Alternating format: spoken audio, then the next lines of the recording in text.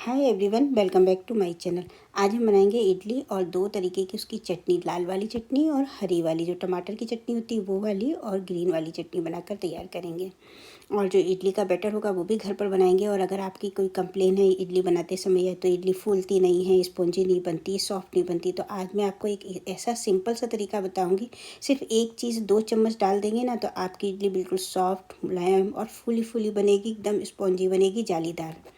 तो चलिए बनाना शुरू करते हैं। तो हमने इसके लिए एक कप या कटोरी, किसी का भी आप मेजरमेंट ले सकते हैं। तो मैंने इसके अंदर 3 कटोरी चावल लिया है। छोटी कटोरी जो होती है ना अपनी दाल वाली, वही कटोरी से 3 कटोरी चावल लिया है। और 1 कटोरी जो उड़द की दाल, बिना छिलके वाली दाल होती है, वो दाल ली है। और इसके अंदर डाला है 2 चम्मच साबूदाना, खाने वाली चम्मच है उसी चम्मच से 2 चम्मच साबूदाना डाल दिया है। तीनों चीज़ों को एक ही कढ़ाई में इकट्ठा करके और अच्छे से इसको धो लिया था। और धोने के बाद इसको 6-7 घंटे के लिए भिगो दिया है। तो भीग कर देख सकते हैं आप, दाल और चावल इस तरीके के हो गए हैं। और इसके अंदर जो साबूदाना डाला है वो भी अच्छे से भीग गया है। ये देखिए, मैं आपको दिखा भी रही हूँ, देखिए ये साबूदाना है। तो अभी सब चीज़ों को 7-8 घंटे हो गए भीगे हुए। तो अब इसको हमको पीसना है। तो जिस पानी में आपने भिगोया होता है ना, वो पानी निकाल देने का और एक बार अच्छे से फिर से वॉश कर लीजिएगा। उसके बाद इसको हमको पीसना है। तो ये पानी हमने निकाल दिया। अब इसके बाद इसको मिक्सी के जार में डालकर ये लीजिए पीस लेते हैं। पीसते वक्त बहुत ज़्यादा पानी मत डालिएगा, थोड़े से ही पानी में इसको पीसना है। और इसको थोड़ा सा दरदरा रखना है, बहुत ज़्यादा नहीं, बिल्कुल हल्का सा दरदरा रखना है। दरदरा रखने से क्या होता है कि हमारी जो इडली है वो थोड़ी सी सॉफ्ट बनती है और खाते में भी बहुत अच्छी लगती है।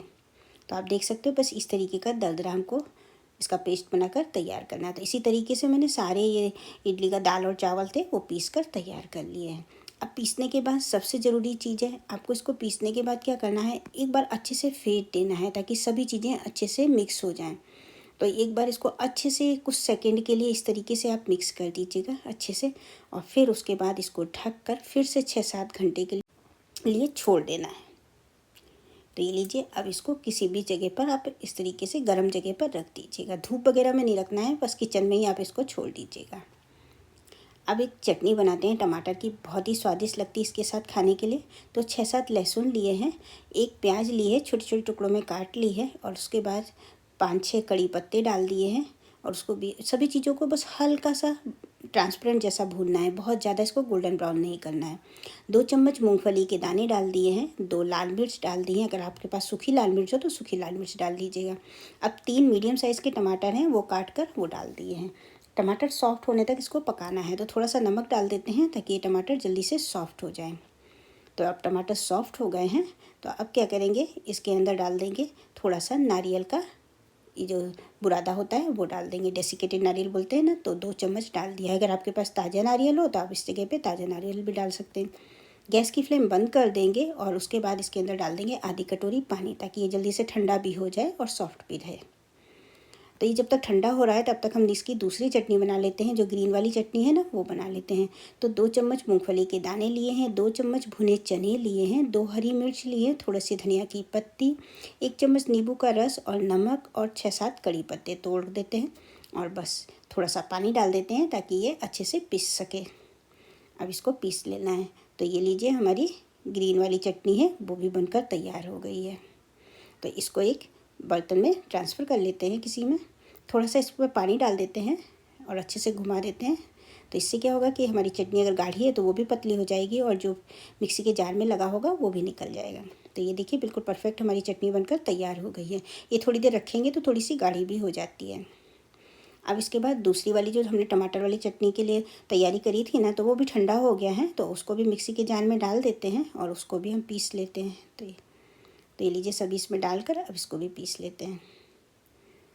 तो ये भी हमारी बनकर तैयार हो गई है। लाल वाली जो चटनी है वो भी बनकर तैयार हो गई। तो ये लीजिए, हमारी दोनों चटनियाँ बनकर तैयार हो गई हैं। इसको हम दूसरे बॉल में ट्रांसफ़र कर लेते हैं। छोटी सी हमारे पास ये कढ़ाई है, मैंने इसमें दोनों को ट्रांसफ़र कर लिया है। इसके अंदर भी थोड़ा सा पानी डाल देते हैं, और चटनी भी अगर गाढ़ी होगी तो बराबर हो जाएगी। तो ये देख सकते हैं, ये लाल चटनी भी बनकर तैयार हो गई है। अब ये दोनों चटनी में हम एक बढ़िया सा तड़का देते हैं। तो फ्राई पैन लिया है, उसमें 1 छोटी चम्मच तेल डाल देते हैं। और तेल डालने के बाद तेल गर्म हो जाएगा तो 1 चम्मच राई डाल दी है। और उसके बाद 1 सूखी वाली लाल मिर्च उसके टुकड़े करके डाल दिए, 6-7 कड़ी पत्ते डाल देंगे और उसके बाद इस तड़के को आधा आधा दोनों चटनियों के ऊपर डाल देंगे। तो ये इस तरीके से इसके ऊपर डाल देते हैं। तो आधा इसके ऊपर डाल दिया है और आधा ये जो हरी वाली जो चटनी है उसके ऊपर तड़का लगा देंगे। इस चटनी को फ्रिज के अंदर आराम से आप 2-3 दिन तक रख सकते हैं, ये बिल्कुल भी ख़राब नहीं होगी 2-3 दिन तक। और तो और इसको आप इडली, डोसा, बड़ा किसी के साथ भी खा सकते हैं। बहुत ही टेस्टी ये चटनी बनकर तैयार होती है। और दोनों नहीं बनाना चाहें तो कोई भी एक भी आप बना सकते हैं, ज़रूरी नहीं है आप दोनों ही चटनी को बनाएं, लेकिन अगर आप दोनों बनाते हैं तो और भी अच्छी बात है। तो ये देखिए अब ये चटनी बनकर तैयार हो गई है। अब हमने जो इडली का बैटर रखा था ना 6-7 घंटे के लिए, अब उसको हम चेक करते हैं। तो ये देखिए कितने अच्छे से ये डबल हो गया है। आप देख सकते हैं जब हमने पीसा था तो उसका आधा भगोना था और ये देखिए फूल कर कितना डबल हो गया। आप देख सकते हैं कितने अच्छे से ये बैटर के अंदर आधा आया हुआ है। अब इसको चम्मच से अच्छे से इसको फिर से फेंट देना है खूब बढ़िया से, ताकि इसकी जो एयर वगैरह है वो निकल जाएगी। तो इस तरीके से इसको अच्छे से फेंट देंगे। अब इसके अंदर डालेंगे थोड़ा सा नमक और थोड़ा सा ये जो भजिया वाला सोडा होता है ना, बेकिंग सोडा, वो डाल देंगे। तो ये देख सकते हैं मैंने ये 3 चिपटी डाला हुआ है। ये देखिए बस इतना ही हमको डालना है। तो आप समझ गए ना कि जैसे मैंने इसके अंदर 3 कटोरी चावल लिया था और 1 कटोरी दाल लिया था, तो इसके अंदर 3 पिंच ही हमने इसके अंदर सोडा डाला है। बस इतना ही आपको डालना है। अच्छे से खूब अच्छे से इसको मिक्स कर देना है और उसके बाद इसको इडली के स्टैंड में रखेंगे। तो ये रहा मेरा इडली वाला स्टैंड। तो सबसे पहले इसमें ब्रश से इसको ऑयलिंग कर लेंगे, एक बार अच्छे से इसको ग्रीस कर लेंगे। थोड़ा सा तेल लेकर सिर्फ एक ही बार इसको करना होगा। जब आप पहली बार बनाते हैं, पहली बार रखेंगे ना, तभी आपको करना है। फिर बार बार इसको तेल लगाने की इसके ऊपर ज़रूरत नहीं आपको पड़ेगी। तो थोड़ा सा खाली करके रखना है। देखिए इस तरीके से थोड़ा सा खाली रहना चाहिए क्योंकि फूलेगी ना, इसलिए। तो इसी तरीके से मैं सारी प्लेट के अंदर इडली के बैटर को रख लेंगे। अब इसके बाद सबसे पहले हमने नीचे वाला रखा था, अब ये वाला हम भर लेंगे। तो अब आपको रखना कैसे, जो इडली जिसमें भरी है उसके एक के ऊपर एक नहीं रखेंगे, थोड़ा सा क्रॉस में रखेंगे ताकि फूलेगी ना इडली तो और चिपकेगी नहीं ऊपर। तो इसी तरीके से सारी प्लेट को तैयार कर लेंगे। और उसके बाद इससे पहले से ही हमने जो स्टीमर है वो तैयार करके रखा था। जब हम ये भर रहे थे उसी टाइम पे हमने स्टीमर के अंदर 2 गिलास पानी डाल दिया था। तो पानी अच्छे से उबलने लगेगा। जब पानी उबलने लगे तभी आपको ये स्टैंड इसके अंदर रखना है। तो ये हमारा एल्युमिनियम का है, तो इसके अंदर मैंने आधा नींबू का टुकड़ा काट के डाल दिया। इससे क्या होगा कि ये काला नहीं पड़ेगा। नहीं तो उबालते हैं पानी तो वो काला पड़ जाता है ना। तो अगर आप छोटा सा टुकड़ा नींबू का डाल देते हैं तो ये बिल्कुल साफ़ क्लीन रहेगा। अब उबलते हुए पानी के अंदर हम अपनी ये इडली स्टैंड को रख देंगे और गैस की फ्लेम मीडियम कर देनी है और मीडियम गैस के ऊपर 10 मिनट में के लिए छोड़ देना है। 10 मिनट में ये इडली बनकर तैयार हो जाएगी। तो अब उसके बाद 10 मिनट हो गए हैं, चेक कर लेते हैं। ये देखिए अच्छे से हमारी इडली फूल गई है और ये बनकर तैयार हो गई है। आप चाहें तो इसमें थोड़ा सा एक टूथपिक डाल के चेक भी कर लीजिएगा। टूथपिक क्लीन आती है तो बनकर तैयार हो गई है। अगर आपको कुछ डाउट लगता है तो हमारी ये इडली बनकर तैयार हो गई है। थोड़ा सा ठंडा हो जाने के बाद ही निकालिएगा, जिससे क्या होता है कि वो अच्छे से निकल जाती है। अगर आप गरम गरम में निकालेंगे ना तो थोड़ा सा पार्ट उसका चिपका बना रहेगा। तब सबसे पहले सभी प्लेटों को ऐसे बाहर कर देंगे और थोड़ा सा ठंडा हो जाने देते हैं। और किसी भी चम्मच की हेल्प से पहले किनारे के चारों पोर्शन इस तरीके से चारों साइड में थोड़ी सी चम्मच से ऐसे कर देंगे। ये लीजिए इस तरीके से। तो ये देखिए आराम से ये निकल जाती है। आप देख सकते हो बिल्कुल नीचे भी एकदम हमारा क्लीन निकली है प्लेट। और देखिए कितनी अच्छी जालीदार हमारी इडली बनकर तैयार हुई है। तो इसी तरीके से सभी इडली को निकाल कर एक प्लेट में रख लेते हैं। तो आप देख सकते हो कितनी अच्छी फूली फूली एकदम इडली बनकर तैयार हुई है।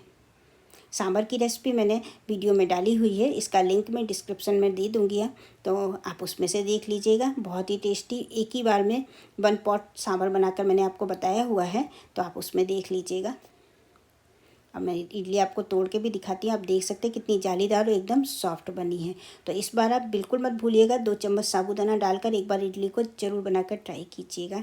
और आपकी इडली एकदम सॉफ्ट और बहुत टाइम तक इस तरीके की सॉफ्ट और फूली फूली ही रहेंगी, बिल्कुल भी कड़क और नहीं बनेगी। ये देखिए अब इसको हम सर्व करते हैं।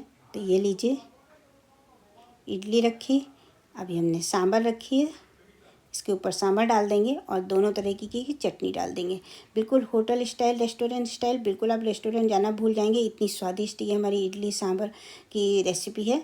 आप ज़रूर एक बार बनाकर ट्राई कीजिएगा। अगर आपको रेसिपी अच्छी लगे और तो मुझे कमेंट में बताइएगा कि आपके कैसी इडली बनी है, कैसे सांभर बना है और किस तरीके की आपकी चटनी बनकर तैयार हुई है। तो मुझे कमेंट में ज़रूर बताइएगा जब भी आप बनाएं तो। और अगर आपको मेरी रेसिपी अच्छी लगी हो तो ज़रूर से लाइक कर दीजिएगा। चैनल पर नए हैं तो सब्सक्राइब करना बिल्कुल मत भूलिएगा। फ्रेंड्स और फैमिली में भी शेयर कर दीजिएगा। Bye bye, take care.